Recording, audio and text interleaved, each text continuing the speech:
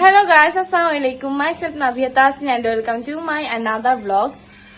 Happy New Year. Happy New Year উপলক্ষে আমরা সবাই মিলে একটা পার্টি অ্যারেঞ্জ করেছি। পার্টিতে কি থাকছে সেটা দেখতে হলো আপনাদেরকে অবশ্যই ফুল ব্লগটা দেখতে হবে। আর আপনাদেরকে ওর সাথে পরিচয় করায় দিই। ও হচ্ছে আমাদের বাসার সবচেয়ে ছোট সদস্য। আজকে আমি ঘুম থেকে লেট করে উঠেছিলাম। উঠে ফ্রেশ হয়ে ব্রেকফাস্ট কমপ্লিট করে নিলাম। তারপর কিচেনে এসে দেখি আমার জন্য আসলে কিছুই থেমে নেই। রান্না প্রায় শেষের দিকে। এখানে নানুমণি পোলাও রান্না করছিল। পোলাওটা আমার পছন্দের হলেও আমি খুব বেশি খেতে পারি না, কারণ এটা খাওয়ার পর গলাটা শুকিয়ে বারবার পানি পিপাসা লাগে।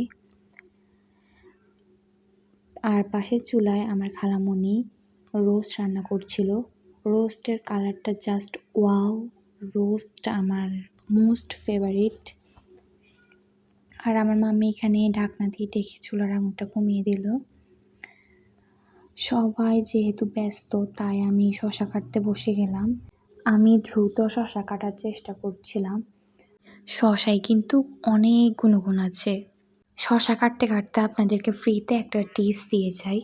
যারা অনেক ফ্যাটি তারা বেশি বেশি শসা খাবেন। যাদের চোখের নিচে ডার্ক সার্কেল তারা গোল করে 2 টুকরো চোখের নিচে লাগাবেন। টমেটো আর ধনিয়া পাতাগুলো আমিই কাটছিলাম, সেটার ভিডিও ক্লিপ নেওয়া হয়নি। আর আমি যেহেতু শসাগুলো চিকন করে কাটতে পারি না, তাই খালামণিকে বললাম, খালামণি তুমি শসাগুলো কেটে দাও। তো খালামণি দেখেন খুব সুন্দর করে চিকন চিকন করে শসাগুলো কাটতেছিল, আর আমি ভিডিও ক্লিপ নিচ্ছিলাম। এদিকে চুলা থেকে পোলাও নামানোর পর ডিম বসিয়ে দিল। ডিম সিদ্ধ হতে হতে এই ফাঁকে আমি ছাদে চলে গেলাম ওয়েদারটা দেখার জন্য, কারণ আমাদের পার্টিটা ছাদে করার প্ল্যান ছিল। কিন্তু এখন কুয়াশার জন্য আর ঠান্ডা ওয়েদার থাকার কারণে প্ল্যানটা ক্যান্সেল করে ডাইনিংয়ে খেতে হবে। নিচে এসে দেখি অলরেডি খাবারটা খালামণি ডাইনিংয়ে সার্ভ করে ফেলেছে। দেখা মাত্রই জিভে জল চলে এলো। এখানে পোলাও, রোস্ট, সালাদ আর ডিম। তো আমি প্লেট নিচ্ছিলাম। আমার কাজিন সবার ফার্স্টে খাওয়া শুরু করে দিল, আর আমার নানা ভাইও মাত্রই বসলো। আমি আমার প্লেটে পোলাওটা নিচ্ছিলাম। আজকে এত ক্ষুধা লাগছে যে আমি প্লেটে অনেকগুলো পোলাও নিয়ে ফেলেছি। তারপর আমি রোস্ট নিচ্ছি। আমি আবার লেগ পিস ছাড়া কিছুই খাই না। বাসায় যেদিনই চিকেন রান্না করা হয় সেদিনই লেগ পিসটা আমার জন্য ধার্য করা থাকে।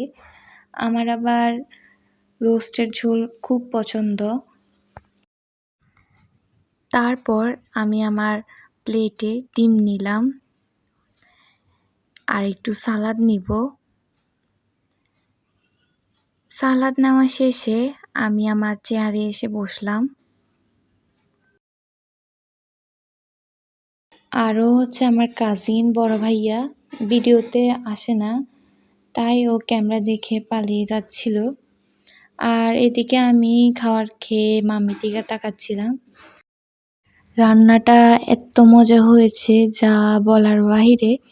তো আমি আস্তে আস্তে খাচ্ছি। মাম্মি বলতেছে, কিছু বলো, তোমার কাছে কেমন লাগতেছে। তারপর দেখেন আমি কি রিয়েকশন দিলাম। আসলে রান্নাটা অনেক গুড অ্যান্ড টেস্টি ছিল। সবশেষে কোকাকোলা না খেলে চলেই না, তো আমি 1 গ্লাস কোকাকোলা নিয়ে বসলাম। আর কোকাকোলা খেতে আমার খুব ভালো লাগে। খাওয়ার পর সব থেকে বিরক্ত একটা কাজ হলো প্লেট ধোয়া। তো আমার খালামণি আমাকে প্লেটগুলো ধুয়ে দিচ্ছিল, তো আমি এগুলা আস্তে আস্তে টেবিলের মধ্যে রাখতেছিলাম, কারণ ভেঙে যাবে না।